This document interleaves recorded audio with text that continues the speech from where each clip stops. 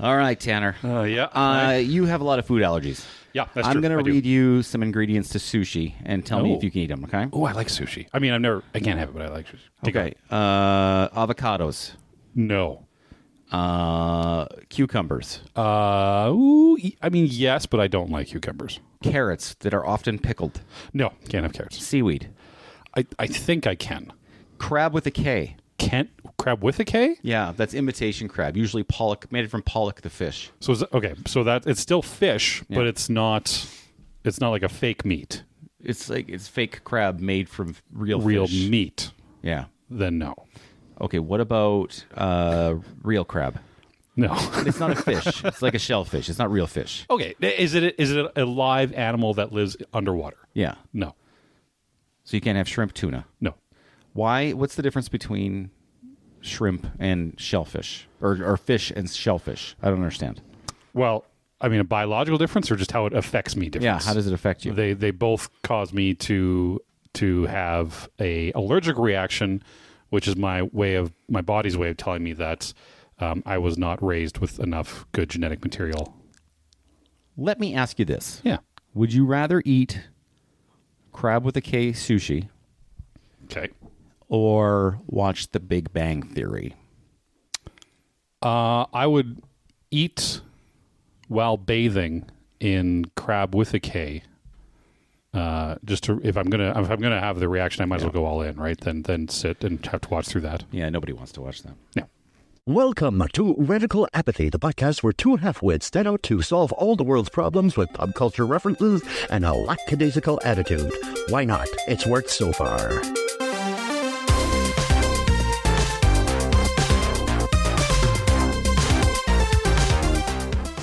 And welcome to Radical Apathy. My name is Tanner. And I'm Corbyn.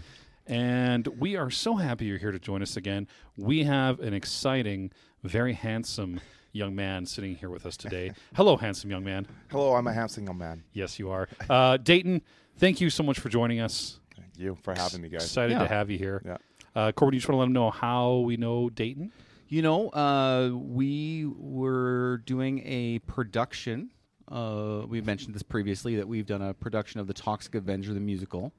And Dayton was the lead actor in that musical. So we're bringing him on to talk to him about maybe his acting career, maybe some other things, and kind of finding out what and how he copes with mental health. Yeah, because actors have no problems there. Nope. We're totally fine. All perfectly sane, normal human beings. Normal people. Yeah, thank you very much for coming, Dayton. It's Thanks nice for having to me, have guys. you. I'm super pumped to be here, and you guys look just as good as you sound. So. Oh, thank you. Oh. I noticed turn you it brought off. a beverage with you. I did, yes. What do you got there?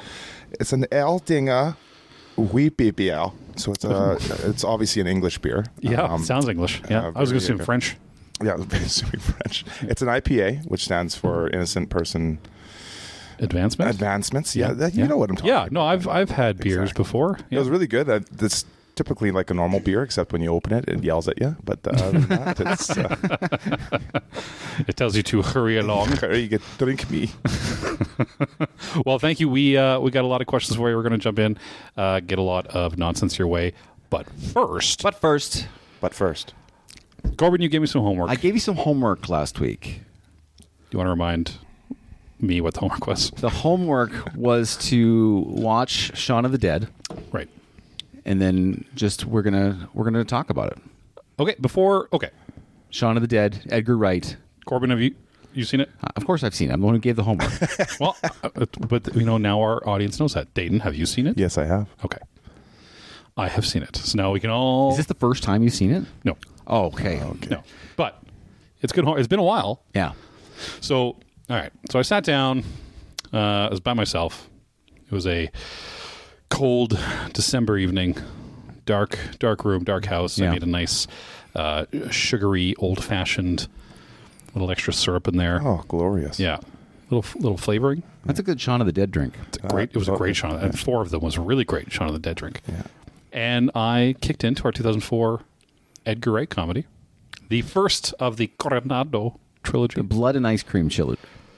That's what it means, yeah. Yeah. Blood and Ice Cream trilogy. Yeah, the I've Blood and never Ice heard Cream that. trilogy. Yeah. Yeah. It's That's amazing. Hot Fuzz and The World's End. Yep. Yeah. Yep. All kind of mixed in. So I mean, out of the gate, great movie. Yeah. I mean, this is what this kind of, I would say, put Edgar Wright on the map as a director.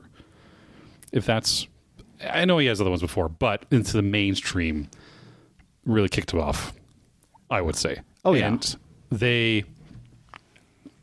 I actually don't know if it's the first collaboration with Nick Frost and Simon Pegg. It's not. They did a BBC comedy series called Spaced. Okay. And so they directed that, and he directed that, and both of them were in it.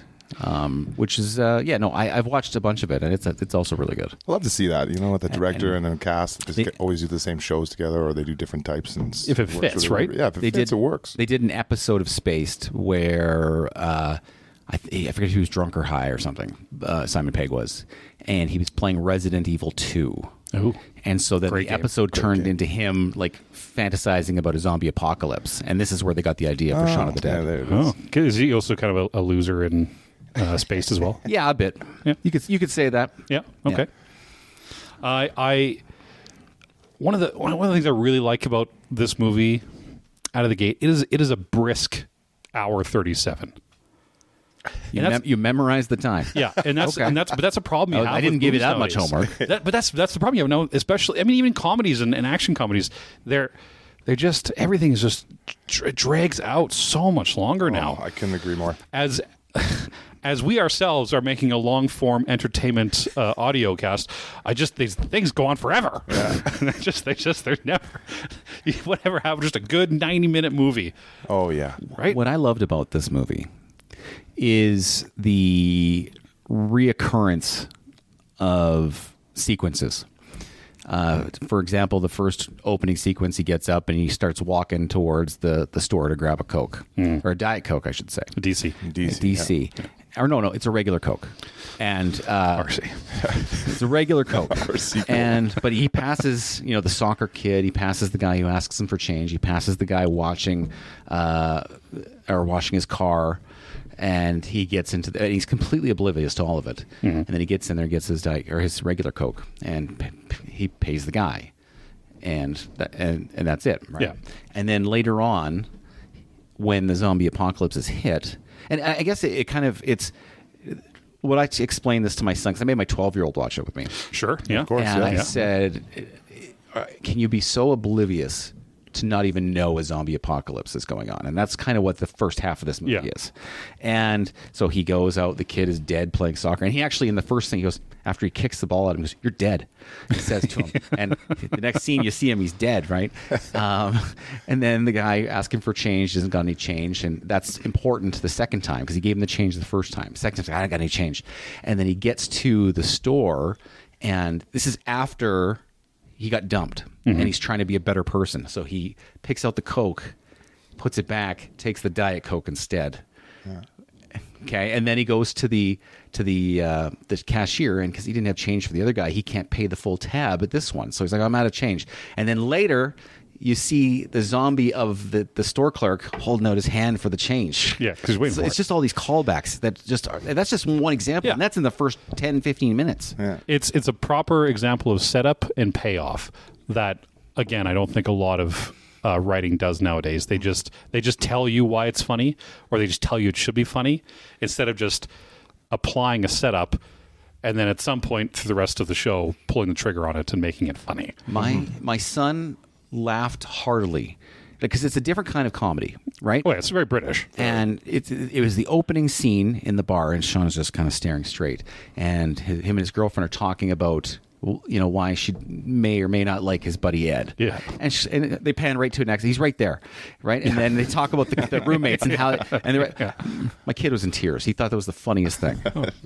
I like. But see that, and that's the nice thing about comedy is that it really shouldn't matter too much your background, where you're coming from. No, it's funny, right?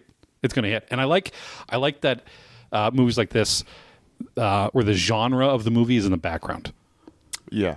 which kind of speaks to what you were saying before. It's in the background, but they blend. They do blend it very well. In but all it's- three trilogies, it's blended genres. Yes, but the zombie movie is almost happening in the background, where we're still focusing on Sean and Ed and his life and trying to get his girl back. Even the play on the words, right? Like Shaun of the Dead versus Dawn of the Dead, and Yeah. they're throwing that stuff out there. It's beautiful. Yeah, they wear it on their sleeve, as they say. You got a little red on you.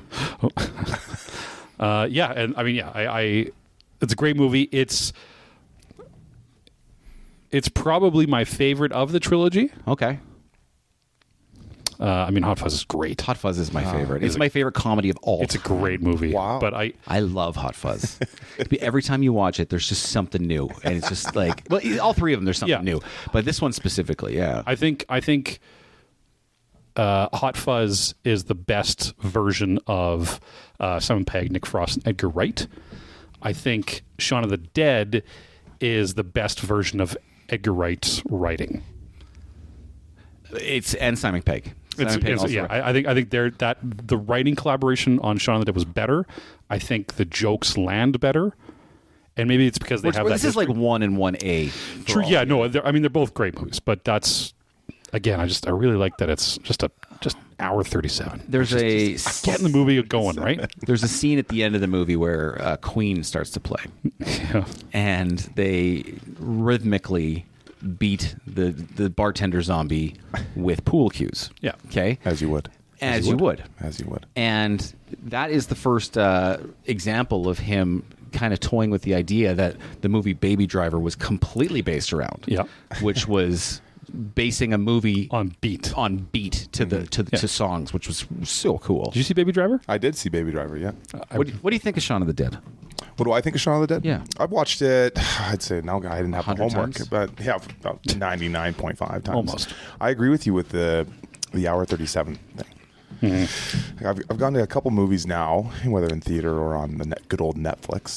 the flicks. And I'm sitting there with my girlfriend, and she He's goes, got a girlfriend. I Girlfriend, got- girlfriend. Girls like me. girls Oh. like me. And I sit on the couch and we're watching the movie, and all of a sudden she looks at me and she goes, and at first I thought it was just because she's not a movie watcher. I love my movies and I like to sit down and watch those movies. But after a while, we watched a couple of them, and then she's like, "This is way too long. They don't need to put this much into this. Like, we've already got the point." Like, so we watched the new Hunger Games. It's Okay. 2.5 hours. It's 2.5 I haven't hours. watched it yet. It's so long. It's so long, man. I mean, we're already at 2.5 hours now for this show. Is there but- meat in that movie? Like to I love the idea behind the Hunger Games of the dystopian kind of feel to it. Those are my favorite types of movies, is just seeing how human nature will handle something big. I had right? a discussion with somebody. Did we have this discussion? I don't know if we did. But is the Hunger Games, the book, is that the reason why we have all these goddamn Call of Duty Fortnite games? Oh, the Royal Rumbles. The Battle Royale. Battle Royales. I mean, no. That's my answer. I don't know if you want to go Is deeper. it's maybe not the reason why we have them, but is it the reason they're popular now? No, they're popular because they're fun games to play.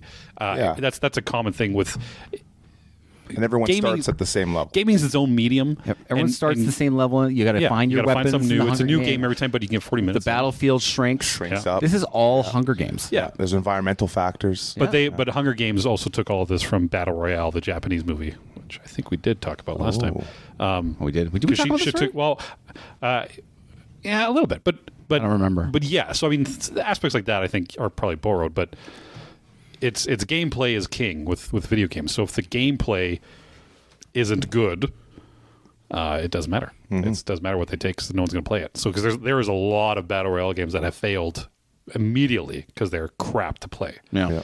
But the few that are out there, I think it's like Castle Evening and Papa Uniform Grounds Battleship Player. Is that what they're called? I think so. You lost me. Yeah, I know you're looking at me. I with don't. that I don't thought. play these games because I need an ending to my games. Oh, Yeah. I need my games you need to end. conclusion I need my games to end conclusion. because they're I'm too very much long. like I'm very much like Dayton with the movies. I need my. Too long. There's a movie, Killers of the Flower Moon, which I'm gonna see. Oh, yeah. But it's 3.5 hours long. Leo. 3.5. I don't talk that long to friends contemplating suicide. 100%. Well, at some point, we're at 3 hours. At some point, you got to shoot or go. Like, wrap it up. Do it or don't do it. Do it or do it. All right, Yeah. I'm missing my shows. Yeah, I got a battle royale game. Like, oh, I mean, pick it up. So Shaun of the Dead, we're all big fans. That was really nice homework. I was actually really nice, Watch Shaun of the refreshing to go Dead. back and Everybody watch watched Shaun of the Dead. Great. And you know what? Yeah. Had a nice little evening, had a nice little couple of fashions, and a great little movie. Your homework, I don't think you're going to enjoy as much as I enjoyed mine. Oh, okay. It's it's not an impossible mountain to climb, but that is my guess.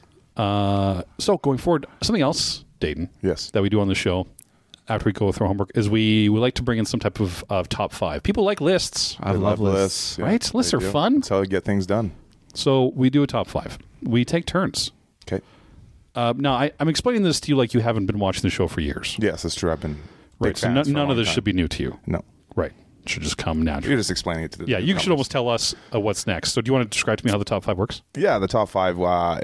Since I've been watching it for so long, what you guys usually do is you look at me adoringly, or your guest, I should say, adoringly, and you give them about 5 compliments. I think it was. Okay. And you list those compliments, and I have to list the compliments that you've given me from top to bottom. Right. So He might not have been watching our show. Yeah. That sounds like a dating show. That does sound like a dating show. Sounds like a Wait, bad Bachelor synopsis. this isn't a dating show. Did we No, just make it? this is not did a we just dating make our own show. television show? Close. Why don't you explain it for the new You know what? Just for those people who don't know, it's whatever you want it to be. So my top 5 for this show is top 5. I should say Tanner's top 5 movies coming out in 2024. Oh, okay. I looked at this list and I was not excited. So we'll see what happens here. For all the movies coming in 2024. Yeah, there's like 2 I want to see. It's so far. you know what? It was easier to make this top 5 than I thought it was going to. When I started thinking, I'm like, there's probably gonna be a lot of movies. I'll take. How do you think the actors' strike probably did something with this I would and say so, slowed yeah. some stuff out? Had to have, right? Had to Because how long was that actor strike? It was like 5 months. 5 or 6 months. Like that's a long time to jimmy up a show. Yeah. Or a movie, anything, right? So I did go through all the ones. So I only picked movies that are confirmed dates in 2024. Okay. There's one that's my number 1. I already know what it is. Okay, and there's a lot of movies that are like, yeah, probably, but that don't have confirmed dates, so I didn't even touch them. I've only picked movies, and that actually quite limited Where did the list. you reference this? Oh, the internet? Yeah, like where? All of them. Okay. All of the internet. You scoured the entire Yeah, thing. I went. God. Multiple sites, both legal and questionable. All the trailer YouTubes. Some things don't even have trailers, but they were all confirmed 2024 Okay. Okay. and with hard release dates. I brought the release dates to confirm it. So if they ended up don't coming out, it's not my fault. Yeah. I did our best. So starting at number 5 Number 5. is Mickey 17. Mickey 17. I've heard of this movie and I've heard of the book, but I don't know what it's about. Yeah. It's like it's like an android or something. So Mickey 17. Right out of the gate, I'm excited because Bong Joon-ho is the director. He's the director that did Parasite. I didn't watch Parasite. Oh, it is I have not watched it. I haven't seen it Neither either. have you seen Parasite? No. It's a lot. And as the resident horror person, and I hate horror movies, it was a really good movie. I mean, it won the Oscar for a reason. Okay. Wow. Very good. So I was excited to see him. Batman is the lead in it. Newest Batman. Okay, I was going to say that's a wide open newest, a lot of statement. Batman going on. Mr. Robert Pattinson. The Patterson of the Roberto. Which, you know what? I really wasn't the fan, obviously because of the Twilights early on. But, man, that guy's really been bringing the acting in here the last few years. Tenet. He was awesome in Tenet. Awesome in Tenet. And Really good in I enjoyed him as Batman. Yeah, I did too. That was a good movie. Not my favorite Bruce Wayne, but a good Batman. So he's in it. Bong Joon-ho is directing, based off the novel Mickey 7. And basically... Sorry, wait. The novel's named Mickey 7 and the movie's Mickey 17? Correct. That's very dumb. I'm assuming they're doing it, just adding in more for... Yeah, they're adding 10 more Narrative Mickeys, reasons, obviously. Well played. Basically, without giving too much, if you haven't read the book... Have you read the book? I have not read the book. Oh, okay. I've just read the spine of the book. Yes, of course. It's... You have your android is not involved in this at all. There's no androids. No. Okay, then my bad. Okay. It was a good show. Yeah, no, I like that you're there. I was there We went for for it. So humans are expanding and they're going to other planets to colonize, and they're terraforming shitty planets so that they can be used by humans. And what they have created, because it goes this far, they basically create clones that do the shittiest, worst jobs that you can do. So going out into the unbreathable atmosphere, the toxic reactor core, doing shit that nothing to do, so that when they die, inevitably, they just rejigger another one that comes out of the machine, and then that's Mickey 2 or Mickey 3. And that kind of continues off where it is. So basically in this one, at least in the novel point of it, Mickey 7 goes out. They think he dies, so they create Mickey 8. Mickey 7 doesn't die. He ends up getting back, and it's a big cultural no-no to have two clones at once, so they usually just end them both. So that's kind of where the story goes. So Interesting. Yeah, so it's... Okay, Mickey 17. Yeah. Mickey 17, Bong Joon-ho is a really cool director. So that's number 5. That one comes out March 29th. Oh, that's a good month for movies. Yeah. Actually, March did have a good chunk of movies. Yeah. Yeah. March is like the new July. Oh, yeah. Yeah. Is that... Yeah, sure. Because the movies? Yeah. Yeah. March is the new July. Number 4 is Ballerina. Ballerina? Ballerina. Wonder what it's about. No, nothing. Ballerina is the first offshoot movie of the John Wick series. Oh. So Ballerina was this movie takes place between chapter 3 and chapter 4. I hate keeping track of this shit. Yeah, I know.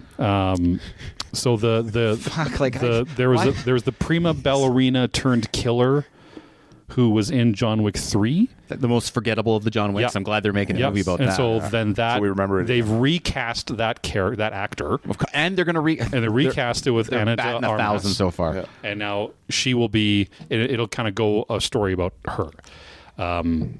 Is this Halle Berry's character? No, That's no. It's the only one.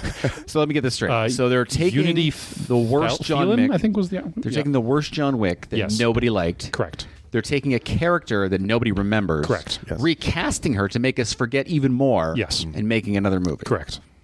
That sounds like a winner. Sounds like a restart. And I believe this is the last movie with Lance Reddick as well before he died. Oh, okay. And also the Baba Yaga will show up in this movie as well, but more just as the cameo. Okay. To bring it in. And it's just on my list because John Wicks are a lot of fun to watch. They were a lot of... Yeah, they are. Like, John Wick 4 was really fun to watch. I liked 1 and 4. Yeah. 2 and 3 were like... I agree. I love the massive fight he has in that club with the big fat guy that's wearing a fat suit. Yeah, And he's yeah. actually like a super ripped, like, MMA fighter guy. Yeah. That's That was a good fat suit, actually. He was a I had to really look good him fat up suit. after to see And if that that was real. stairway fight, Yeah, that oh. stairway thing. Yeah. You're watching that, and I don't know about you, but I was watching that movie, and then he fell down, and then I actually looked at my buddy, and I go, he might not make it. Like, I really felt that way. Fell back again. I'm You're like, like, man, oh, he man. might not make it. You got to get up and do that all over again. They lost me a bit with the blind guy.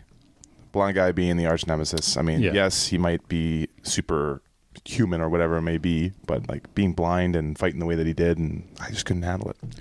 Maybe to find out the truth, we blindfold you and Yes. Corbin, and then we'll let you guys fight with like foam sticks. You don't have to hurt each Okay. other.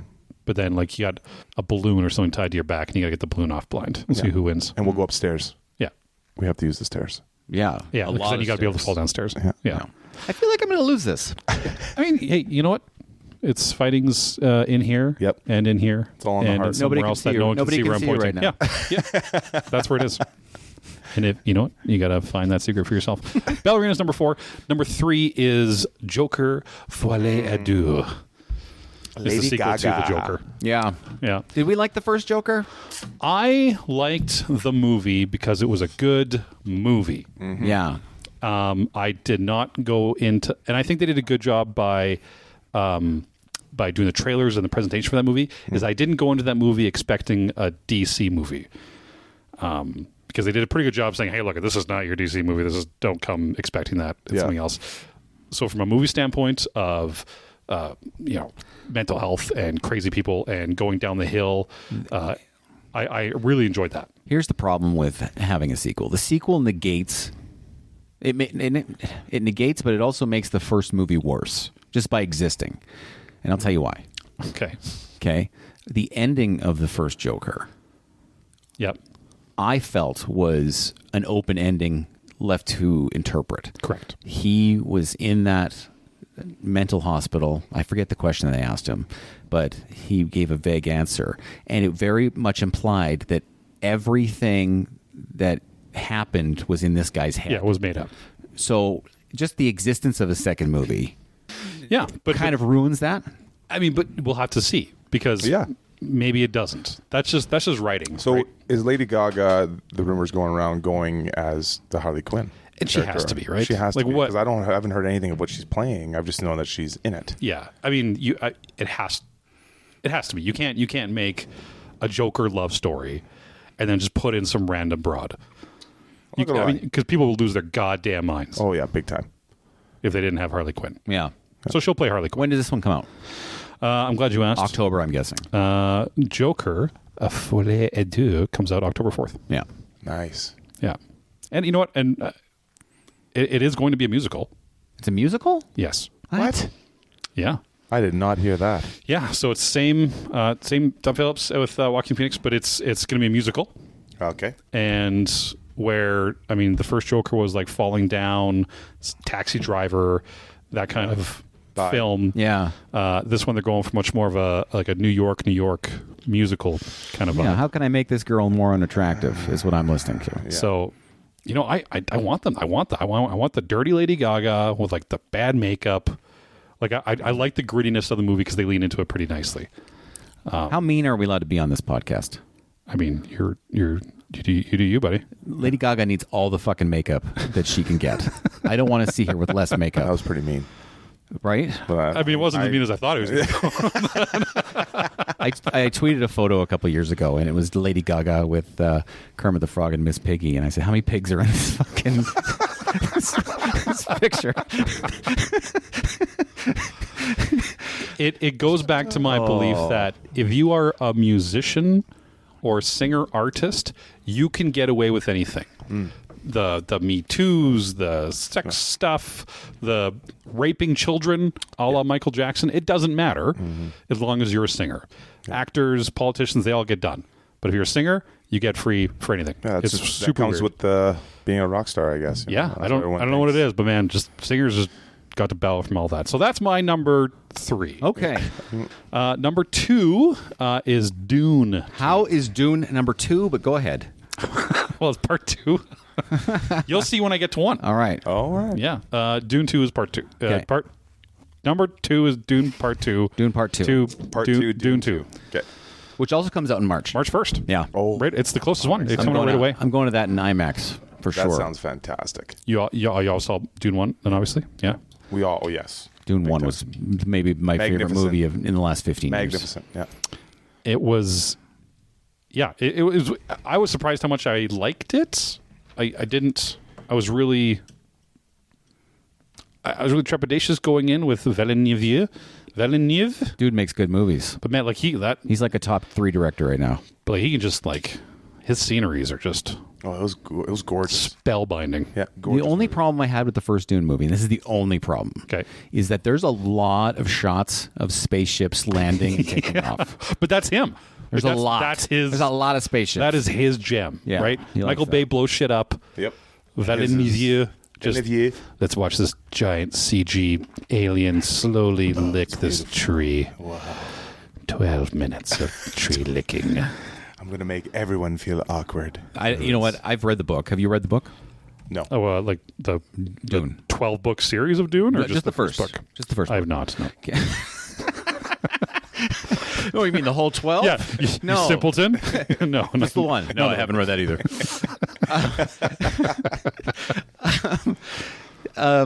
So I watched the first movie, and I'm like, okay, I need to read this book. I don't think I can wait for the second one.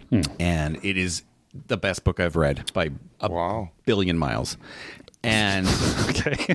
space miles. Yeah, yeah. And I have no idea how they're going to legitimately film the second half of this book because some weird shit goes down.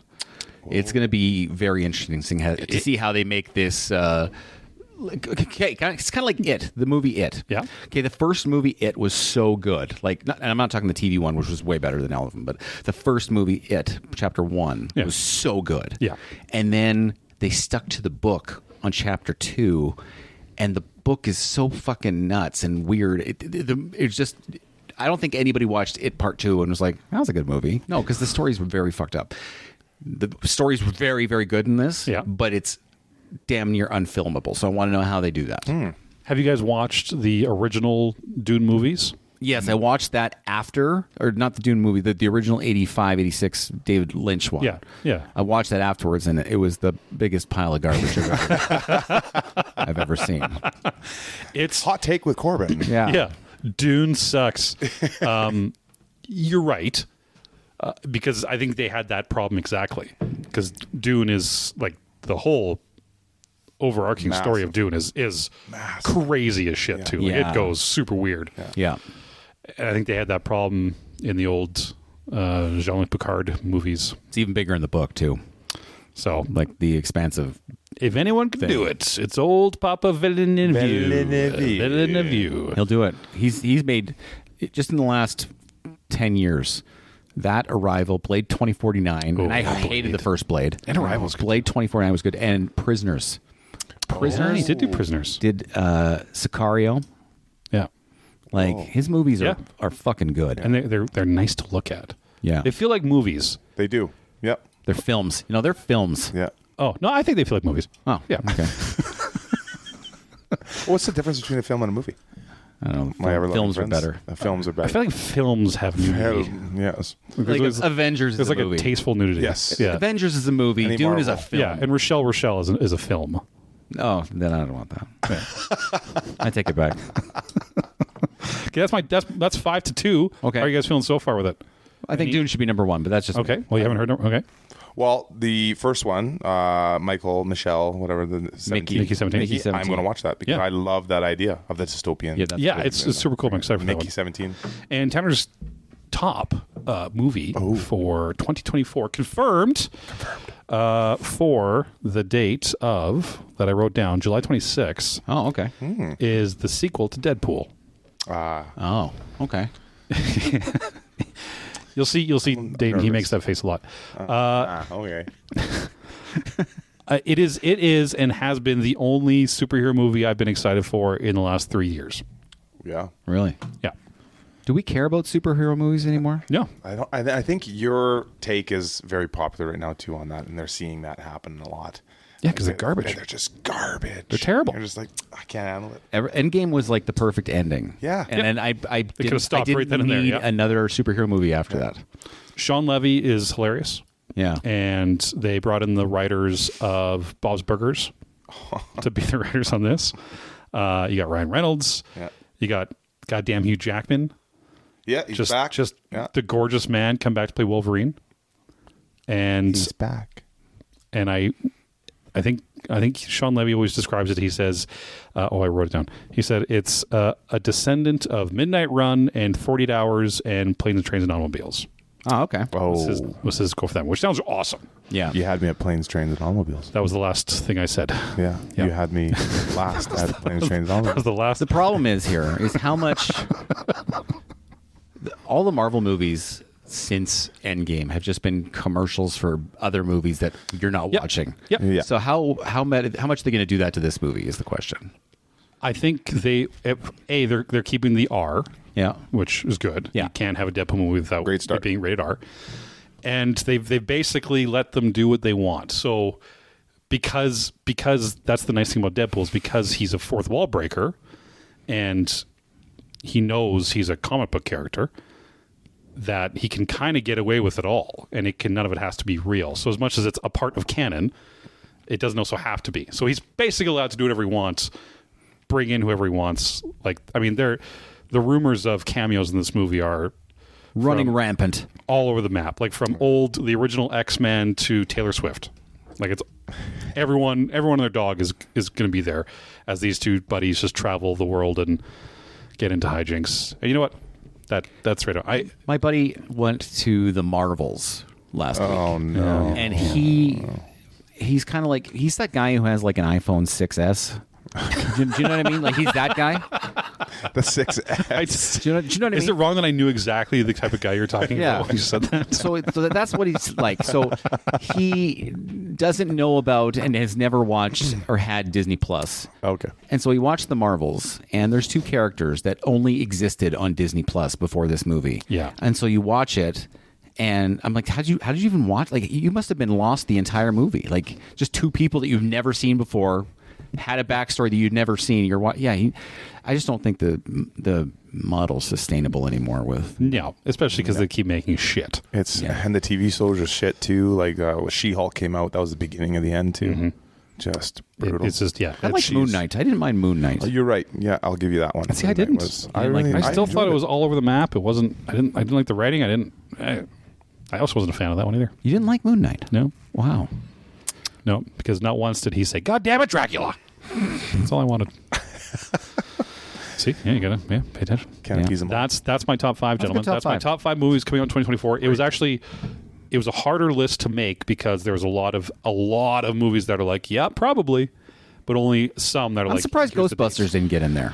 But that was a probably. It actually. Did you see the trailer? I haven't seen the trailer. It looks actually kind I'm of just cool. so butthurt by the other two that were made. What was the other one that I didn't mind Afterlife. You didn't mind Afterlife. I thought it was actually kind of good. Okay. I didn't like. okay.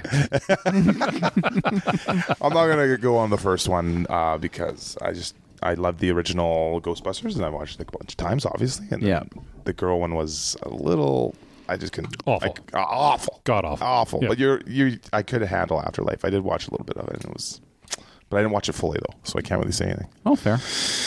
Yeah, but I also like that. I don't know if it's coming out, but Gladiator 2, and I'm a little skeptical. Like, I love Gladiator. I've watched one of the best. And Gladiator 2 is coming out. I haven't. We all know that he died in the first one, right? And can we also say that Gladiator, the original movie, was just Braveheart Part 2? What? It was the same fucking movie. I was watching Gladiator, and I'm like, not the same this movie. is Braveheart.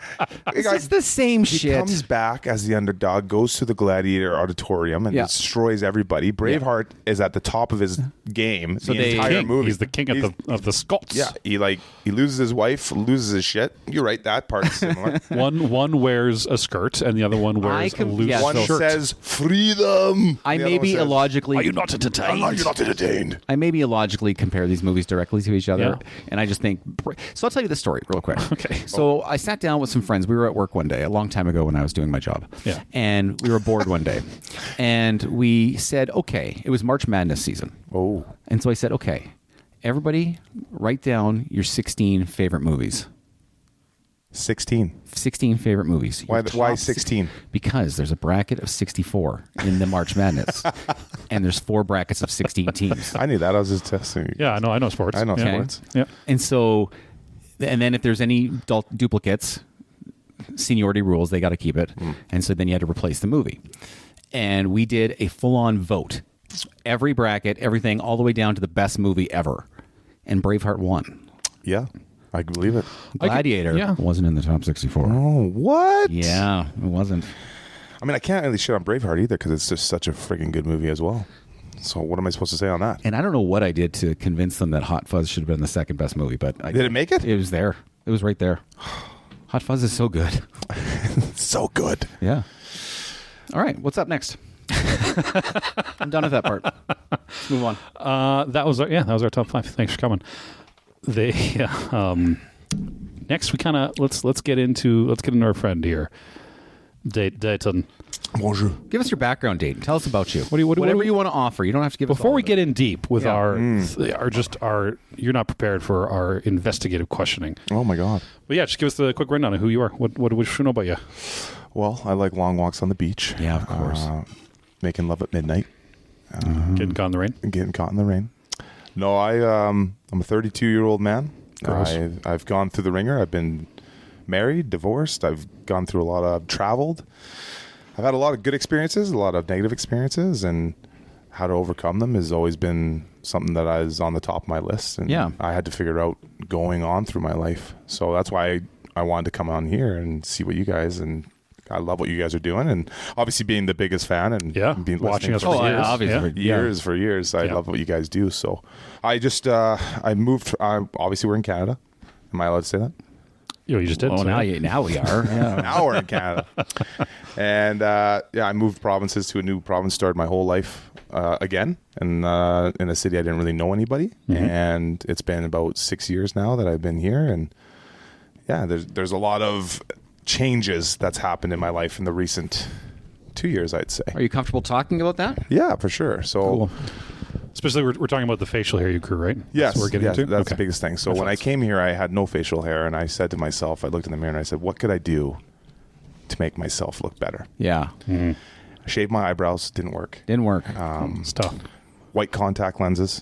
Yeah. People were scared of me.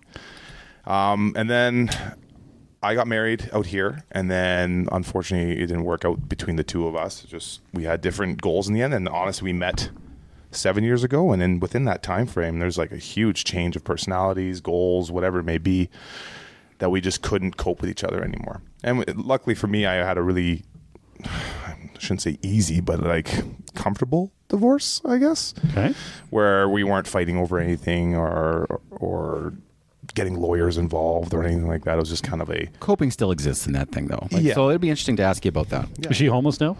She is, yeah. I kicked her to the... Oh, okay, good. Yeah. Yeah. Get gone. Because you always hope to win. Always. In the divorce, right? That's what you have to do. Yeah. Yeah. Have you walked through the city and ran into her and you're like, man, I shouldn't have wore this? Or man, I'm glad I am wearing this because I Yeah. look good today? Yeah. Like, 'cause you want to look 100%. good next time, right? I actually, on my days off, I go to the mall. Yeah. Not to shop for anything, but I'm Just to wait? Just to wait to see if I run into If you run into her. Just to her. prepare. Oh, sorry, I didn't see you there. Your shiniest pants on. Yeah, and I'll do the whole schmolder from Tangled. One of these. I know Oh. you can't. Oh, Nobody wow. can see it, but you guys can just I felt react that. to it. Wow. I felt that. I bet they can feel it too. That through was a here, so, stare. yeah. Yeah. What's your favorite movie? My favorite movie? Yeah. Because we feel that this really defines what like we've talked about movies Yeah. a lot so far. But This could end the podcast right here now. All right, it's going to be. You ready for it? Yeah. Ace Ventura.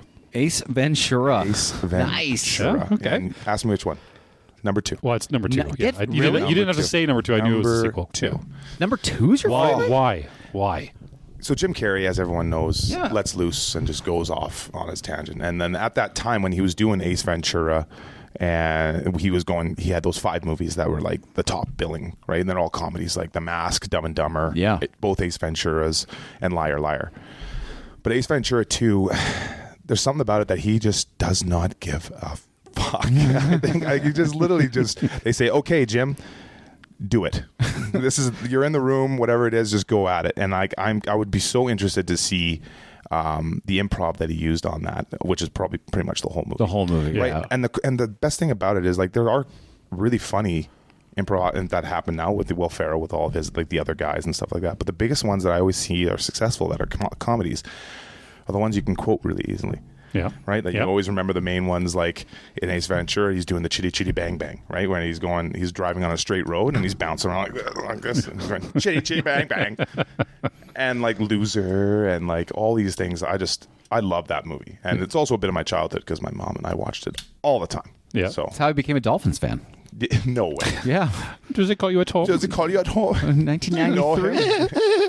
Are you serious? Yeah. I don't That's how I became a Dolphins fan. Dan Marino. Dan Marino. Aces Your out. gun is sticking in my hip. I agree with you. I think the majority of people would that the sequel, which to Corbyn's point, especially in comedies, sequels are usually pretty shit. Yeah. Yes. But I agree that the sequel, Ace Ventura, is better than the first one. Yeah. Yeah. But that doesn't always work, right? What do you think of Anchorman sequel? Oh, God, that was bad. Not Right? good. Yeah. Terrible. Not Exactly. It doesn't always work with comedies. Well, I like that answer. I think we can continue on with Yep. the podcast. I dig it. I think it was okay. Yeah, thank You're you allowed to very- stay. It's sweaty. it's annoying how naturally talented you are, Oh my God. especially. I mean, based off how little effort you put into the last show we did. Why are you so good at acting? I've been doing it since grade 12, right? So we're looking at, I'm not going to do math in my head. 12th grade if you're And 12th American. 12th grade if you're American. Was it senior? If you're a senior, If I'm a senior. yeah. Yeah. And, but I've been doing it before it too. I found, and my parents will tell you that for sure. Every time I go home, they talk about my attention whoring that I would always want to do. So my grandfather was a big VCR guy, right? Back in the day, remember, those big mounted VCR recording machines. Yeah. And he recorded a bunch of stuff, and he was very into playing music, so he was very showman as well, and he made jokes and stuff like that while he's singing a song. He did it kind of the Johnny Cash style, but every time there was a wedding from the family, he would write a song about that person, and then and it'd be always joking, right? So the performance, I think, definitely came out of that side, because my father's side is not so much performing. I'll tell you. No, not as exciting. Would you ever go up and do songs with Grandpa? Yes, I would if he was here. Yeah. Oh. No, but did you go? Oh, no, I did not. I never did at that time. He taught me guitar, so I started learning how to sing then. Okay. And then again, he kind of got me into the whole recording part too, like with the VCR. So I had a little camera that I had myself, and I would film myself, and we called it Dayton News. Yeah. And so Dayton News was me turning the camera from a wall, going and turning it straight to my face. And at this time, I had a bowl cut, frosted tips. Yeah, Nice. I was very pudgy. Yeah. And you think I'd be wearing a suit, but no, not in Dayton News. Not in Dayton News. We don't do that there. We wear a red robe with no shirt underneath, so the non-chest hair doesn't come like out. a smoking jacket. Yes, like a smoking jacket. And Did you have a pipe? I didn't, but I would sounds very look. I would look to the side. I would look away from the camera, and then I'd look right at it and go, "Here's today's news with Dayton News." Nobody else is in the room, by the way. It's just me by myself. Yeah, yeah. And I would perform to myself, and then and I don't know why I did that, but it was and then I would always like it because I would interview. I'd have guests on, Grandpa being one of them. Yeah, Grandpa, tell us the news. Okay, Grandpa, thank you so much. And then welcome back to Dayton News. We're here to the biggest story of the night. Grandma's cooking. Is it delicious? Like that kind of stuff. When I was like 10 years old, man. Do me a quick Dayton News where you are speaking to the news of a white man in Africa saving animals, a la Ace Ventura 2, but then pass it off to your weatherman, Corbyn. Okay. Whoa, easy. I don't want to do the weather. What do you want? Well, you're a sports guy, right? I'm not. Pass it out to sports. I'm not good at improv. Sports, Corbyn. Go. Okay, so Corbyn Sports, but I do need an intro. Okay, ready? Yeah. Do. It's time for news. News for you and news for me. Making news while you sit and pee. Da-da-da. Thank Dayton you. News. Good evening. My name is Dayton, and this is Dayton News. Wow. Today, a white man in Africa, chasing zebras. Is he chasing the black zebras or the white zebras? We'll never know. Are they two different zebras? Are they two different zebras? I don't see color. So to Corbyn, our main man. Our main man in sports. Go Corbyn. Dayton News. I'm so glad to be a part of Dayton News. Thanks for coming, Corbyn. That was great. Glad to be here. Yeah, tell us the sports. Oh, we're still going with the bit? Yeah. Oh, okay. In today's news, the Blue Jays fucking suck still. Mic drop. And Miami's going to get blasted on Sunday night. Well, I think our audience can see just how strong of an acting crew we had. Yeah, so that's kind of how I got into it. And then I did drama through high school because out where I was from, you either chose band or you chose drama. Or the arts, they called it. And then I started performing when I was in grade 12, and I absolutely loved it. Yeah. But mostly I loved musicals, even though I couldn't sing at the time. I just really love the idea of being a character and putting your all into that character. It's something that's not you. And maybe that is a coping mechanism, speaking of that, right? Of not being you out there. Mm. But being somebody completely different than you, and also being able to sing as that person as well, which I love to do. So I don't like doing Shakespeare and I don't like doing plays, but I really, really like musicals, no matter what they are. There's nothing like getting a laugh, too. Oh, comedies, man. They get me. If you can get a laugh, it just feels so good. Yeah. There's not many feelings like having people laugh at you. Yeah. I love it. Yeah, when you set it up. And a lot of people don't like that. Most people don't like They're that. terrified of it. Yeah. That's like the number one. Did you guys feel nervous before any shows? Mm-mm. No. I didn't feel nervous at all. The only show that I felt nervous for was the show after I completely and utterly botched a solo song that I had. Yeah. And I had to improv on stage. I was so sweaty coming off of that. And I don't know how I did it, but I made it work somehow. And then I came off, and the next, I wasn't nervous. I shouldn't say not right. Yeah, I guess nervous right before the show, but then those kind of disappeared. But right before the song happened again, that same song, I was terrified. But you know what? No, I don't think anyone other than us saw you knew that it was a fuck up. I don't think so either. I mean, we've been watching you do it for 5 months, so as soon as it happened, him and I were behind the screen, and I like a Corbyn. I'm like, ooh, that is not the words to any of that. That or when there was a cue off stage that never came. Yeah, that's a little nerve-wracking. But you know what? It's also adrenaline pumping. I do. Love it. Well, that's why you gotta do something theater. right then and right there. I love live theater for that reason as well. The only nervous we did 10 shows. The only nervous I ever had was the first one my wife went to. Yeah, that's true. When That's I was cute. nervous for my wife. Yeah, maybe for the first 10, 15 minutes I was pretty nervous, and then I calmed down because you get into the usual routine. But probably that one was the only time I felt nerves. Yeah. Other than that, no, it's good. That's cool. Oh, well, I was very fortunate too that you had like all the people that came, and not only that, because like you said, everyone loves a comedy. Everyone loves a like, comedy. You can't. Like we had people come that all of our friends that have never watched a musical in their life, and they are nonstop ranting about it for the next week because it's just funny, and it's for like the Deadpool kind of idea, right? It literally goes to everybody, and everyone can love it. And it's nice when you can have a raunchy comedy and it can be accepted. Like people need, like people. It's good. People can still relax in today's day and age, which is nice. Yeah, because it doesn't matter. Right? Because it doesn't. Because it doesn't matter. It doesn't. Radical apathy. Jokes don't matter. Jokes don't matter. They don't hurt anybody. Relax. Points about don't it. count. Yeah. Next question. I'm reading this from what you wrote here, and I just like how you. So, what is your favorite role? And I just want to point out that Tanner wrote it ROLL. Well, not only that. What is your favorite role? I like to play, do a tumble and why? every once in a while. Yeah, a tumble, a shoulder roll. That is, I don't know why that's what I wanted to know. Yes. So my How favorite, does you I'll roll? rank them. I'll rank the top 5. Number 1 being. No, we don't do top 5. Okay, not top 5. Sorry. We do a tumble at the beginning. Just a straight somersault is my favorite. Straight probably. somersault. I like the basicness of it, and it really gets you going. Yeah, get the crunches in. What's your favorite acting role? Yeah. And that you've had, and why? Well, I really enjoyed being Bill Sykes in the musical called Oliver. Oh, okay. Now, a little background on it. Oliver, everyone knows, is that the little orphan that could, and he's trying to make his way through early London. I think it's 1880s. It's 1870. They don't got cars. It's 1879. You complete ass. I apologize to everyone. And I love that one because Bill Sykes is the evil guy in this. Okay. I never played an evil guy up to that point. I played all the Prince Charming and the lover boy stuff. Like,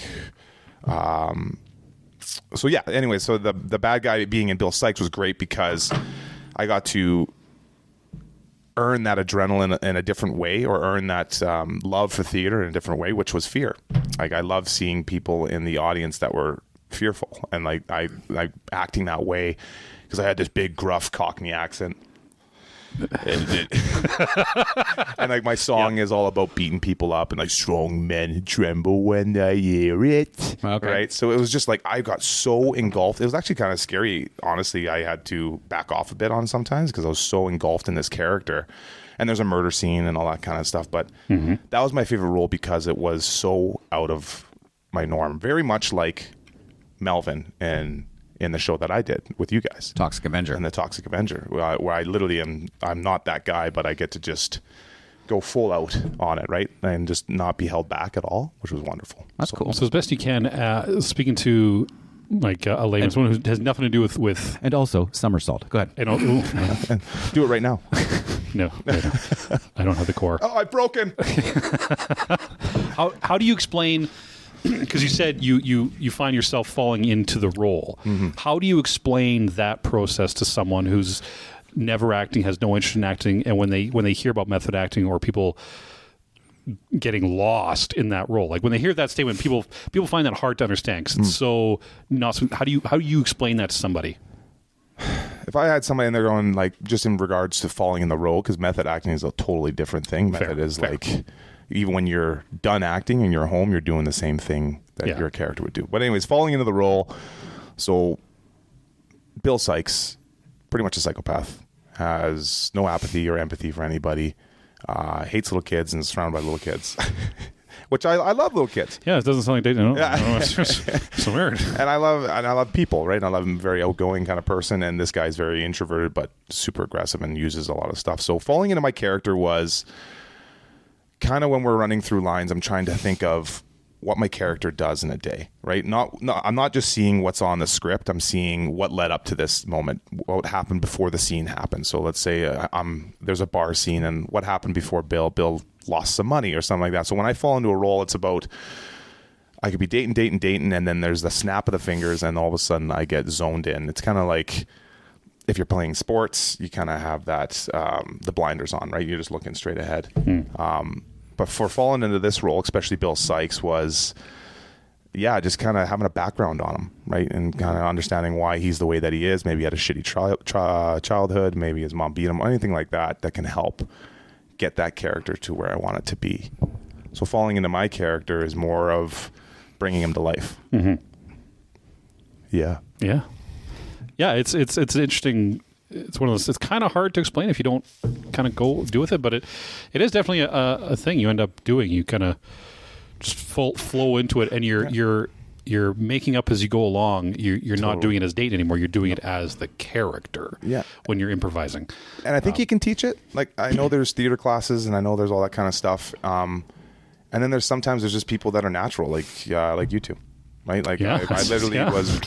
I'll say it over and over again. I was blown away by our show, and the audience was too. I remember we even had some other audience members that were in a show that was before our show with the same company, and the quote was, "Well, you got professional actors," and you're like, "We are not professional." Well, I mean, speak we're for yourself, semi-professional actors. Part-time professional. And it's just the passion that people bring into it, right? Like, if you have the passion for it, and that's what I have for it, I love doing it and then hanging out with people. So no, it's always getting into how people like to do that. There's so many different styles of the acting, but what would be your dream role, either on stage or screen?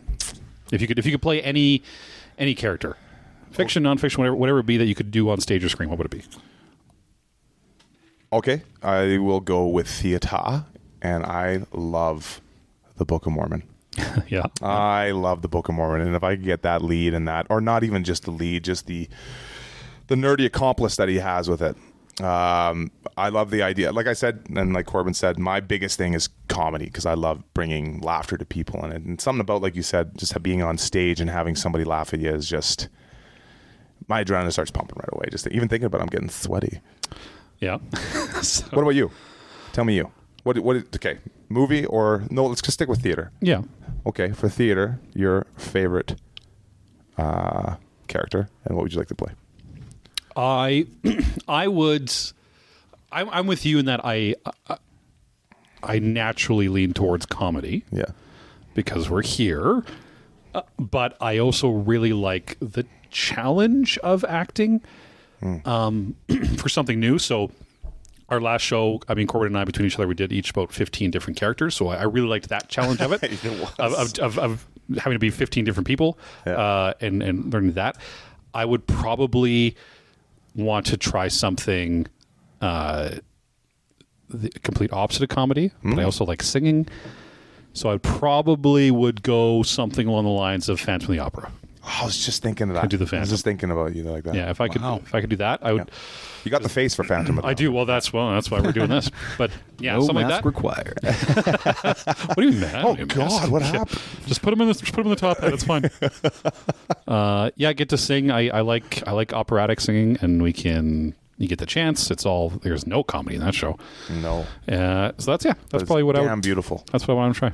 Yep. A la Corbyn. You know what? I would go with my favorite musical, and I would do either Mark or Roger from Rent. From Rent. Oh wow! Good Do they still do Rent? I hope they do. I hope they do, man. Did you watch the Andrew Garfield? And he played the writer who wrote Rent. Oh, did he? What show? Tick Boom, I think it was. Is that what it was? I think so.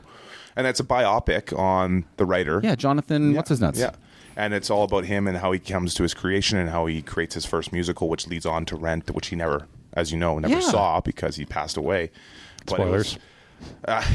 But he is, and Andrew Garfield in it is, it's tearjerker. Like, he is just absolutely phenomenal. I highly recommend watching it. It's a musical movie biopic, and Andrew Garfield does a phenomenal job. I need to watch that. I didn't know that was about. That was what it was about. Look it up. I think Getting it's Tick Tick Boom. Yeah, that's what the name of the movie is for sure. And he does one. What's her name? From High School Musical, Zac Efron and Lady Gaga. Lady Gaga. Anyways, Zac Efron's counterpart in Oh, I know this, Vanessa Hudgens. there she is. Yes. She does that, and they do a beautiful little song together about being mad at each other and being married. Oh man, it's wonderful. Definitely give it a look. Okay, I'm going to do that. I'm going to watch that. I'm going to watch that tonight. Yes. Yeah, there you go. I want to watch you watching it tonight. Nice. I'll watch you watching him watching it tonight. Oh my! No, there's our night. Sorry, babe, I'm canceling plans. I have to watch somebody tonight. So that's the German-Biel talking. The Uberfrabendoy. Oh, so we'll go around the table on this one. Who do you think you would be a good stunt double for? Oh, I mean, like The Rock. I think I'd be a great double for somebody. Let's see here. Alan Richardson. Wow, I like that. Richardson. Rickinson. Reacher, right? Reacher. Yeah. I just have to do a lot. Apparently, I haven't seen season 2 yet, but apparently he's like 25% bigger than he was I watched in season 1. season 2, and he's Richson. Richson. First, I'm going to know his name, and then I'm going to ask. I like it. Alan Richson. Alan Richardson. Alan Richson is his name. Richardson. Yeah. So, and like, he's gone on some talk shows because he did the first season Natural or whatever it was. Yeah. And My microphone's doing weird shit. My microphone's doing weird shit. He's going in a submarine here for a second. Corbyn, come back. He did it naturally, and he's, oh my God. They were really Is it weird that the oldest guy here has a limp mic, Boone? Or There we go. Never Maybe it'll happens. stay now. Never Okay. happens. And so Alan does the first season. Alan does the Richardson. first season Natural, and this is just me watching some videos here and there. I don't have a beautiful laptop in front of me, but he's done the first season Natural, and he almost like didn't die, but he had like a lot of medical problems by getting that big in the first one. Oh. And he's on a talk show. He's talking about season 2, and he went to his doctor and said, "What's going on? I can't do this again." And he actually went on testosterone, something like that. Like went on some extra stuff, and he said it's way better for me, and so I'm a lot healthier. And I was like, oh, interesting. But yes, you are right. He is gigantic, Huge. Like he stands at a relaxing point that where you and I would be like this, and he just stands like he's a rectangle. Man, it's huge. He is But massive. that fits that character. Like Reacher is always been massive. a giant blonde-haired dude who just roams the way. He was also Alan Richardson was also my favorite Aquaman. Yeah, Smallville. Yeah, Yeah. He was Smallville. the best Aquaman. You know He also played Hawk in Teen Titans. Yeah. Teen Titans, yeah. And then you know where his first appearance on TV was? What? American Idol. Get off. Not even kidding you. Really? Yeah. American Idol. He comes in, and Simon and Paula, not Paula, the other one. the other one. Randy. Simon and Randy. You're a little pitchy, dog. They see how He was also in the Hunger Games. he also was in the Hunger Games. Randy? Yo, you threw a trident through so my versatile. face, dog. Yeah. Yo, you got some bow and arrows that we dog? Yo, dog. You got some. God, none of us are good at that accent. Okay. So, anyways, he comes on and he's gonna sing his song, and then they see how good looking he is because obviously he's a very good looking dude at that time. And Simon and Randy go, oh, and they just pop off and they leave Paula by herself. And then Alan comes up and like soothes her with it, like sings and serenades her and gets real close up to her, and that's his first time on TV. I need to YouTube that. That's Yes. got to be somewhere. No, it is. It's not true. His first time on TV was in 1999 You're joking. as an uncredited Thad on Frasier. A Thad? That's so funny because he's Thad on Blue Mountain State as well. Oh. I don't know what that show is. What's You Blue don't- Mountain State? Oh my. Uh-oh. I'm in trouble. It's about a football team, isn't it? It is Blue Mountain State, and it's just about the collegiate sports they play and what goes on with them. I'll give you a little taste of it, what it is, and they have. Could you give me the taste as Dayton News? Yes, I can. I forgot it.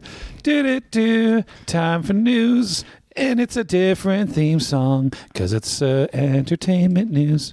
Dayton News. Thank you, and welcome to Dayton News. It's been brought to my attention that Corbyn does not know what Blue Mountain State is. Yeah.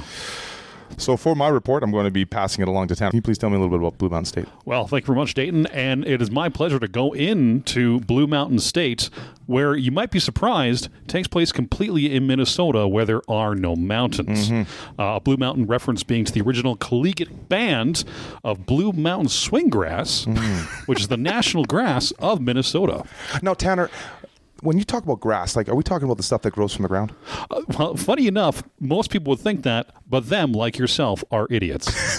No, we're talking about the grass that is solely grown on the backs of water-ledge turtles, only found off the southernmost island of Madagascar. Yes, known as turtle skin. I can't do that. Have turtle skin? No, what you just did. I can't do that. I got nothing. Okay, so Blue Mountain State collegiate football team and all the hijinks that come with it. And Thad plays the main character, one of the main characters who is the captain of the football team. Yeah. And the backup quarterback who is just Paul a Walker. stoner. I can't remember his name. He's not James Paul Walker. Vanderbilt. Family. Paul Walker? Paul Walker. I don't know why my voice went so high. Paul Walker? No, he's not Paul Walker, but he's a third string quarterback and doesn't really give a shit about the football. He's only there to get some classes or something like that. And then anyways, he becomes the first string quarterback due to injuries, and Thad hates him. So Thad. Absolutely. And his name's not his dad. And that's Alan. All right. Anyways, We learned something today. you did. Lots. Corbin, did you say who you're going to be your stunt double for? You go ahead first. Well, I mean, as you guys can take in my natural athletic frame, I would probably be the best stuntman for like a 10-year-old Macaulay Culkin. Oh, Yeah. yeah, I see it now. I think that's where I would Especially if shine. you Yeah, shave. do the scream. Oh yeah. No, you gotta put the hands up there though. Yeah, Yeah, I can see it definitely. yeah. I got the unthreatening masculinity of like Sam Rockwell. So like I still do the. You know what? I still have. You know what? You're making the joke, but it actually kind of fits. fits really well. Kind of fits. Yeah, that's kind of where I'm at. Sam Rockwell. Okay, you know what? That's actually It took me back, and then I was like, "Yep, no, that's Cart, you win. That's You win. good. Well played." I like that one. Dayton, we have a lot of young listeners out there. How would you tell the young folk who are looking to get into acting? How would you tell them where to start, how to start, what to do? What should they be looking into? Well, if the youngins, you would be wanting to start with, obviously, in the high schools or the schools. They always put on a musical probably every year or 2 years, usually high schools more than anything. Mm-hmm.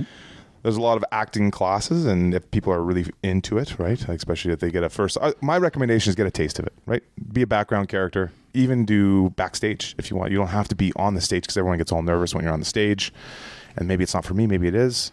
So I would recommend if you want to start that and you don't know if you want to go on the stage, definitely go into the back where you're helping with props, doing the costumes, background stuff, right? Especially if you're not attractive. Especially if you're not attractive. Because you're not getting If you're not attractive, you get in the back. Yeah, that's what the back's for. And if you are attractive, then give it a try. Yeah, I would go with all the classes that are available and hang out with some friends and see if it's for you. Okay. Do we have time for the really hard-hitting questions? Or you want to get into the quiz? Oh no, we absolutely have time. Okay. We're going to get into some really hard... Those are the easy questions. That's all the easy shit. This was just your easy nonsense. So now we're really going to get into the tough stuff. Oh, it's gonna be rough. You ready? I'm roughed.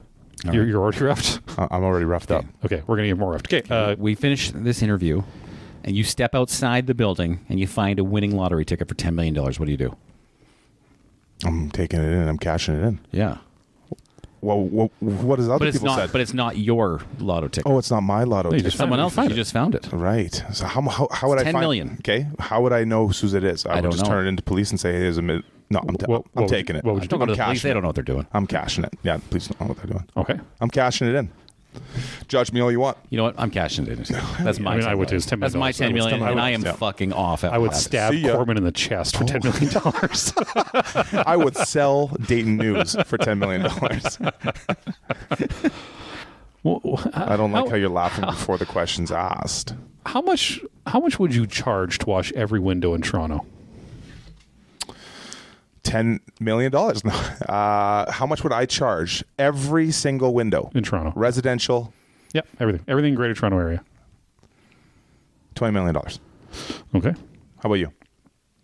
I mean, Because what would that be per window? well, that's right. Let's say there's 5 million windows. Yeah, And I would probably charge $5 a window. $5 a window. Yeah. I just don't know if I'd live long enough to enjoy the money because I think that would just take forever to Yep, do. that is true. Yeah. Yeah. So I don't think I'd do Years. So you're going to layer deep now. Like you're getting it. into Yeah, like, context. if I That's why these hard hitting Yeah, questions are for. they're just hard, quick questions. Okay, That's the point. another hard hitting question. Okay, Dayton, I noticed that you're wearing a watch. I am. Yeah. Can you show us in real time how you use it? Go. I do want me to show you? I'm going to explain it. The reason I'm saying this is Dayton's historically late for everything. So I want to know if he knows how to use it. I like that you're trying to understand. I like that guys. you're not holding it against him. You're trying to understand. I'm his trying to process. understand. Yeah. I'm not judging. But I was here. I was here today. Today you got here. Yeah. on Yeah. time. And you want to know Clearly why? it was because of that watch. And no, it wasn't because of the goddamn watch. It's because every time I come late, you're like, oh, you just made it on time. Every single time it made me feel like shit. So I'm like, you know what? I'm going to fucking prove this guy right. I'm going to come right at 3. I was literally outside your house watching my watch. And when it hit, I knocked. We were on the couch and we're like, he's not coming for another half hour. I would like to. I want you to feel good about coming on time. Yeah, 'cause you that's did good. good. But Very also, proud. it doesn't. It's also okay to be early. It is. But One step at a time. We're gonna. It's good one you're on step time. at a time. It's on time. It's okay to be early. We're Sometimes. going to move up to 5 minutes, maybe 10. Let's not get too crazy with 15, but we'll stick at 10. Okay, we have a trivia quiz prepared. And by we, I mean me, because you two are going to be taking the trivia quiz. Oh, Is there points at the end? I'm glad that you're immediately in the combative mode to 100%. win. There is. So each person is going to get a point for the right question. right. Answer, you mean?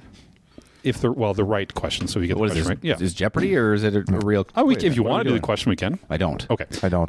Get the answer to said question. You get a point. Okay. If you don't, your opposite gets a chance to answer, and if they get it right, they get a half a point. Okay. Now, the trivia is broken up into categories. We have entertainment, Yeah. geography, Yeah. history, Yeah. arts, science. Oh. So there's 3 questions each. You guys can choose the category as we go on if you want. And I need to hear your guys' call-in sound. So I ask the question, you're going to have to make a sound to show that you want to answer. So start with Dayton. What's your call-in sound going to be? Ba, ba. Nope, I'm trying something different. Go Yep. back to Corbyn. I'll Okay, think Corbyn, about it. what's your song going to be? Yep. Yep.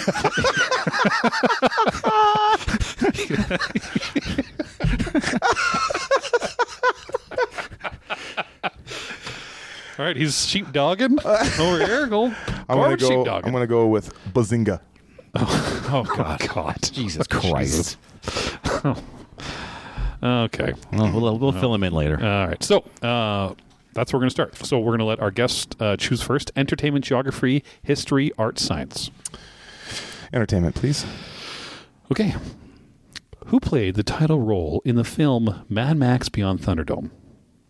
Yep. Bazinga. Okay. Are we both allowed to chime in, or is it just for him? You can both chime in. So Oh, I you go didn't know first. that. Yeah, you went. Well, you went first. You won. Oh. So go. What's your answer? Oh, yeah. That's Mel Gibson. That is Mel Gibson. That's true. Okay. Bazinga. That goes to Corbyn. Sweet. Entertainment, geography, history, art, science. I'm going to go with another entertainment question. Oh no. Entertainment number 2. Ed Boon and John Tobias are the original designers of the video game franchise. Are you gonna tell us the answer? Or? No. No. I don't know this one. Okay. Bazinga. Okay. Yeah. Dayton. Splinter Cell. No. What are their names again? Ed Boon and John Tobias. I got nothing. Okay. Mortal Kombat. Mortal Kombat. Oh, I did know that. Kombat. I actually did know Mortal that. Kombat. That was dumb because he was on Hot Ones a couple weeks ago. Yeah. And a fun side note: Noob Saibot, who's a character on Mortal Kombat, is actually an amalgamation of the names Ed Boon and John Tobias. Hey, You know, you're going to learn something today. Here the too. more you know. Rainbow. Okay. Good harmony. I assume. We're going to go back to Dayton because you got that one wrong. That's fair. Let's go geography. Geography. What is the Earth's largest continent? Yep. Holy. It's Asia. It is Asia. This is Bazinga in there, too. This guy. I got to go with this guy. All right, Corbin. Let's do geography again. Number 2. What animal is depicted on the flag of California? Yep. Okay. It's a Corbin? bear. It's a bear. I'm going to need more than that. It is a 5 seconds. It's a brown bear. Incorrect. Fuck. Dayton? It's going to be a koala bear.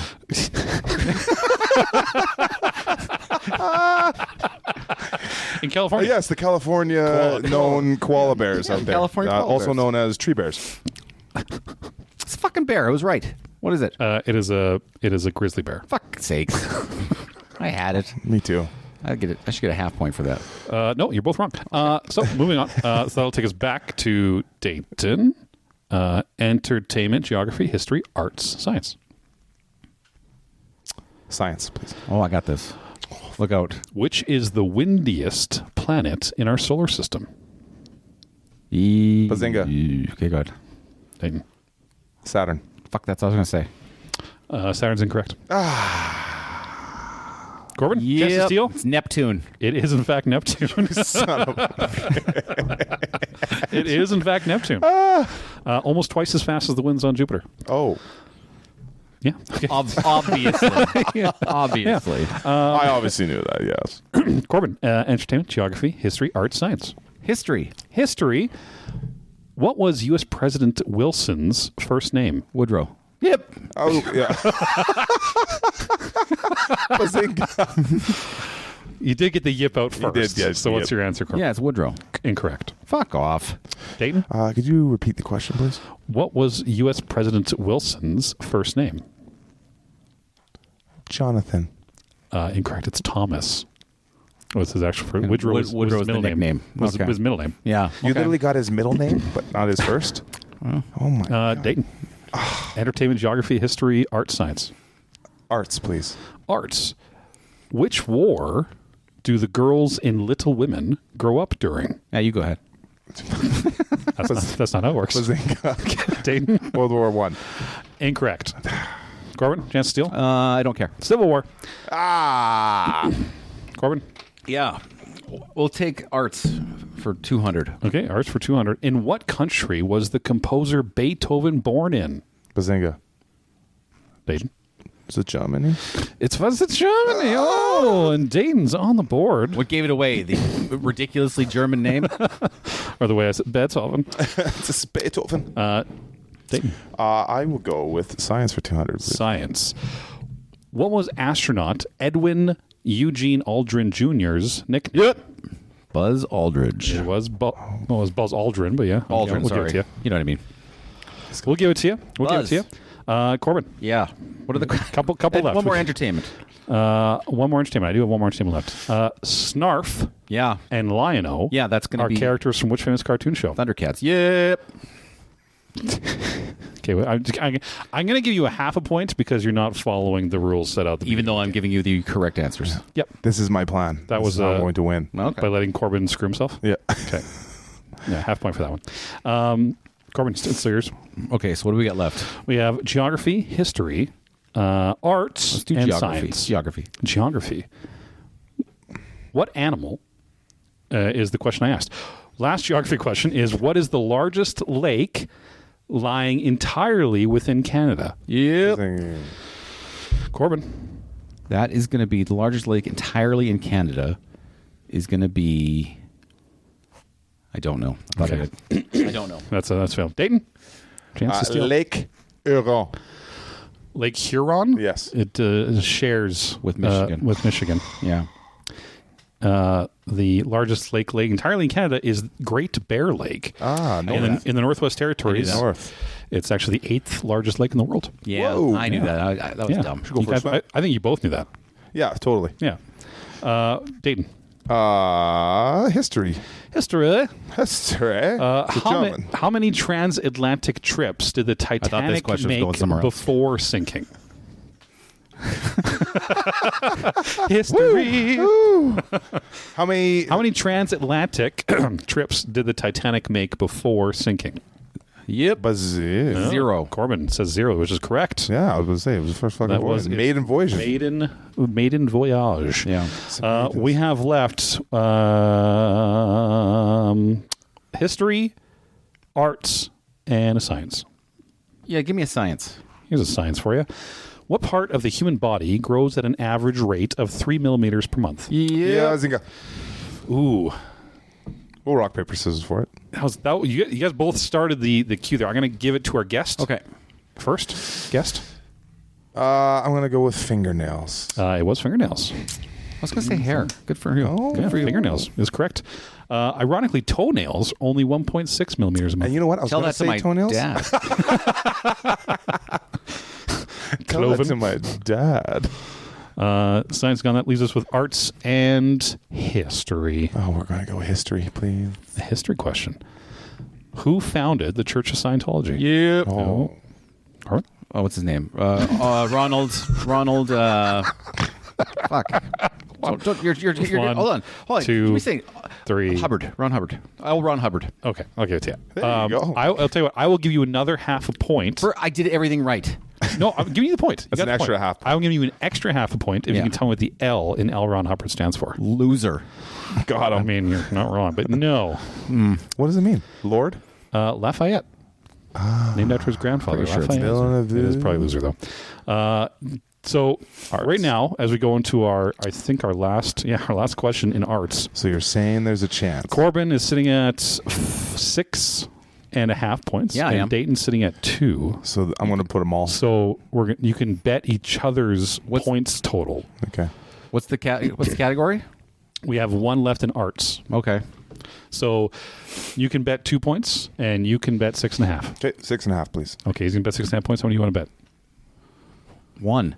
1 point. Okay. Oh, yeah. If you don't bet 2, and he's going to Well, I'm going to lose anyway. Oh, I have to bet 2. Yeah, I have to bet 2. Okay. Oh, yeah, 2. Okay. So that means, by math, whoever gets this next question will win. By math. Our last arts question.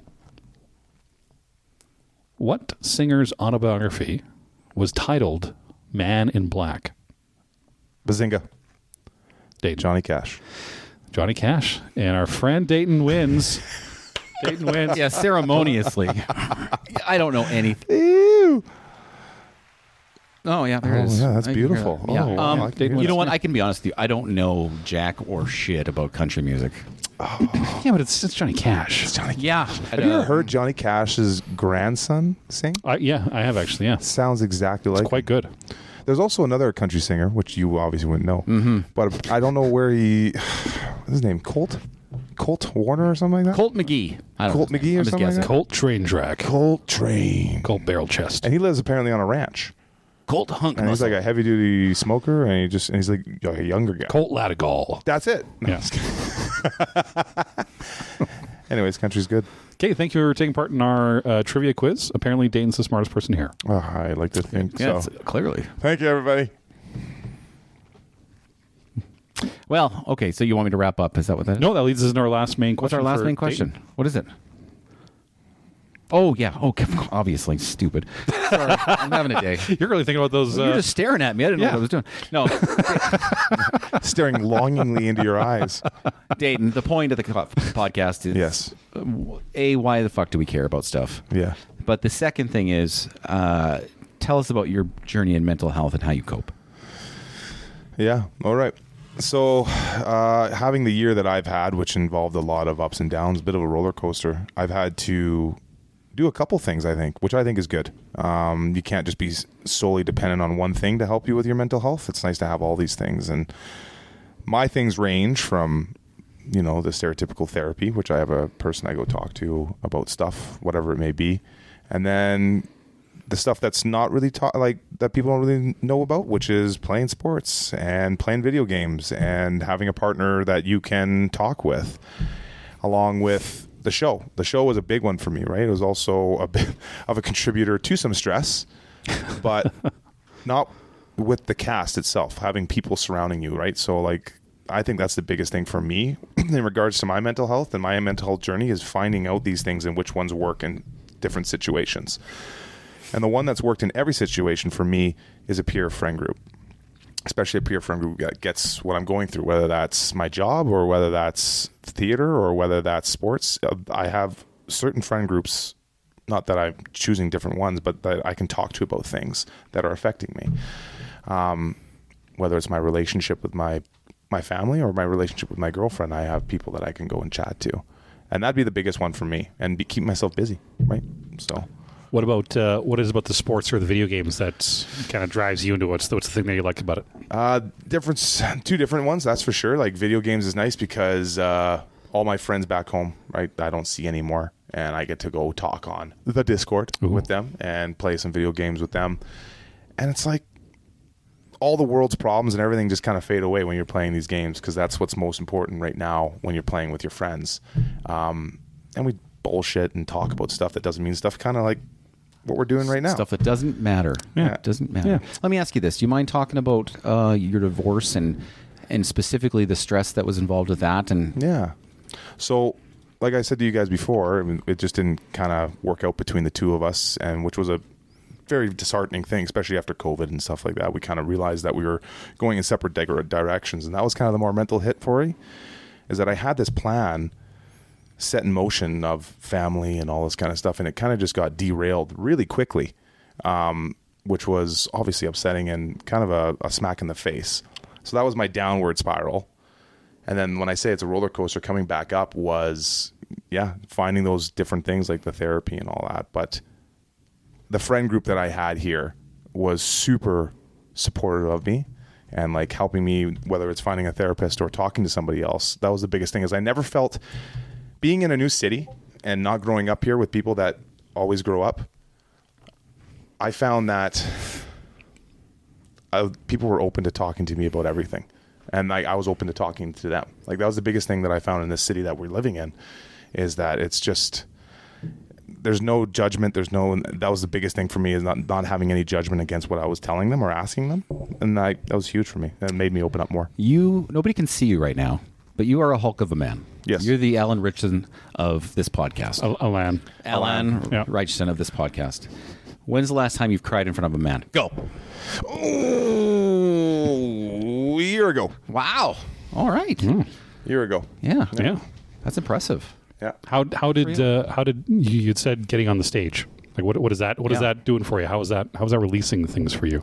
Getting on the stage, man, it's very similar to like I was talking about video games. Like, I literally look forward to rehearsals, right? And like when I go there, we're not talking about life's problems. We're not talking about who's getting elected. We're not talking about how the world's burning. It's just about, okay, let's have some fun and let's talk about our characters. Let's talk about the show we're doing, and let's put something together that's going to be meaningful, not just for me, but for my co-actors or the director, right? And you, like, having a show and starting it from beginning to end is such a rewarding experience, because you see not only your transition into your character, but also your co-actors transition to their characters. And by the end of it, when the show is ready to go, where all these people come together, actors, director, backstage crew, props, all this kind of stuff comes together in the last week before show, it's magical. That's the only way I can experience it. It was so fun just trying to make each other laugh every time. Like, for days, right? Just can we make each other, is this going to make someone else laugh? And then by the time we got to the show, I don't know about you guys, but for me, the time we got to the show, I was like, man, like, we've kind of made each other, like, what if this is not funny to other people? I felt that way. You know what I mean? Yeah, Like, what if you do it so much, right? Yeah. What if other people aren't going to find this funny? When we got the first laugh on the first day, I was like, oh, thank God. Yeah. People Yeah. also find this funny. Yeah. Because you hear the same joke for 5 months before going on stage. So after a while, you can still acknowledge that it's funny, but you know every tiptoe and dance that's coming. So Yet you buggers still tried to make me laugh, and you found the way once in a while on stage. Have you watched so you've watched the playback, the video? I've watched it back. Yes, I've gotten a photo from you saying that it was a very hard thing to do, to see me like the Melvin or whatever it was. I have, when I watch things, I get very invested in the story, even if I've seen it 100 times. I don't really like watching myself on the screen because I pick apart what I do, but I really wanted to watch you guys because you and Allie and some of JV stuff. I wasn't on stage for it, so I never really ever got to saw it. So getting to go on and watch that was nice part of it, but. You are, and that's why I wanted to give you shit, because you just seem to do this naturally. Because I don't know how you get away with it, but for being a man of your reach or stature, your first 40 minutes of the play, you're playing a tiny little geek of a man, and how you. I mean, you acted well, but then how you just naturally fall into that body type and movement. With really no direction. I don't remember you being directed to do any of that, but just kind of how you found that act. You're watching. I'm watching a nerd on there, and I'm not. It takes it away. So that kind of aspect of your acting was always really nice. Where I just feel it's Tanner up there wearing a different shirt every time. But it's easy to be hard on yourself. I sent you a message because I did the same thing as Tanner. I watched it back, and I wanted to see what everyone else was doing. Because when we're not on the show, you can't see it from the backstage. Definitely. And I remember, I sent you a message saying, that was cool, all the little things you did to make it funnier each step of the way, that when you read the script in those areas probably wasn't as funny as you made it. So that was really cool to see. And that's the part that I'm talking about that also goes with my is building this character and doing this stuff is so much fun to me. And it's just, even though there were some stressful times, and there are always just stressful times in shows, the main feeling that I have when I'm doing this stuff for 5 months is just pure joy. Joy, hanging out with, and it gets even better with better castmates or people that that I've known you guys before, even going into this show, and I was really excited to work with you. And having such a small cast too is such a big difference, right? I've done Oliver, where there's 70 to 80 cast members, and then I've done this show, which is 5. And both have their effect on me, but I love the closeness of this cast for sure. Yeah, and I mean the other two obviously they're on here, but both wonderful people. Oh, wonderful. Friendships forever. Obviously, they're not as good actors as we are. No, I mean, which is easy to say. That's why they didn't get invited on. Yeah, they're not here. Right? Clearly. But I mean, well, to be fair, JV was here last week. But okay, I'm a little upset. Well, I appreciate that. Our hope is just to give options out there. If people are open to try new things, it might be scary, but doing something in front of people is probably one of the coolest things you'll get to do as a human. Yeah.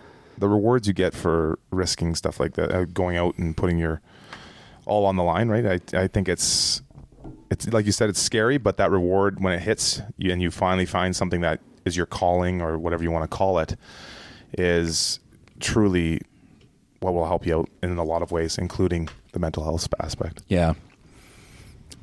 We like to leave with homework at the end of every week.